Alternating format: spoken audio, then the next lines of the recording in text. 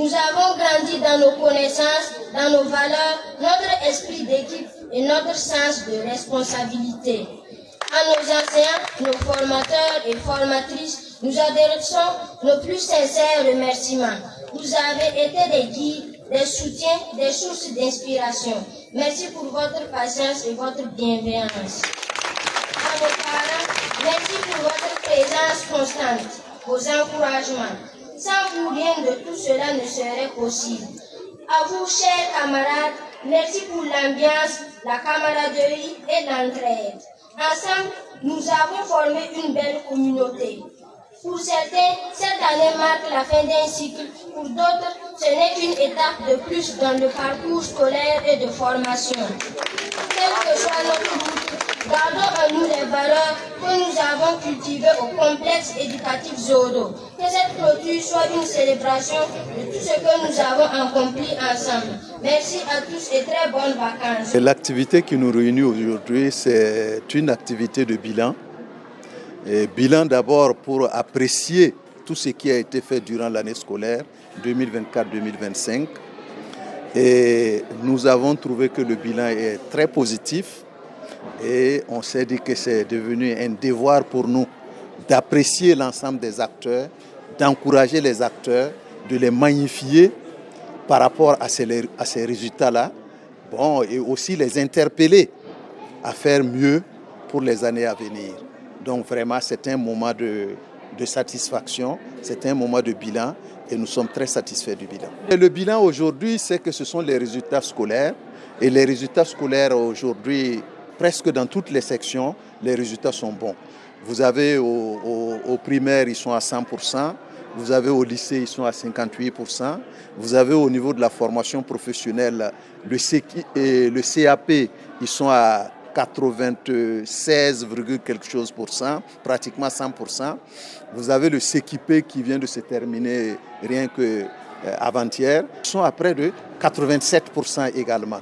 Donc tous ces résultats-là sont très satisfaisants et je crois que, en tout cas, c'est pour nous aussi un moment vraiment où il faut encourager les acteurs. La perspective ici, c'est de maintenir le cap. C'est de maintenir le cap.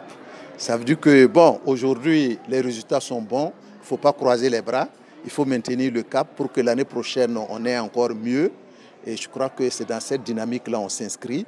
Et c'est la perspective vraiment, c'est de dire que nous allons donner plus de voix à l'enseignement professionnel et à l'enseignement technique. Et comme vous voyez, le DR l'a dit un peu dans les statistiques, l'enseignement technique et professionnel, nous sommes pratiquement autour de 5%. Donc, il faut travailler à renforcer cela pour qu'on ait beaucoup plus d'enfants qui s'engagent, beaucoup plus de jeunes qui s'engagent dans la formation professionnelle, parce que vraiment, le Burkina en a besoin. Le Burkina en a besoin, parce qu'il ne suffit pas d'avoir l'argent, mais il faut avoir les compétences, il faut avoir les hommes qu'il faut pour pouvoir transformer l'argent en développement. Donc, vraiment, voilà un peu ce que je pouvais dire que nous allons maintenir le cap et vraiment renforcer la formation professionnelle et technique.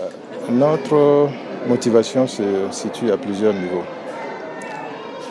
D'abord, le complexe éducatif Zodo se trouve dans la région du Nord, région pour laquelle nous avons constitué donc une association pour suivre l'évolution au niveau économique, au niveau social, tout ce qui peut contribuer à faire avancer notre région. C'est d'abord la première raison. Deuxième raison, Sodré Salifou, qui est le coordonnateur et le fondateur donc, de ce complexe, est un membre actif, membre du bureau exécutif de notre association.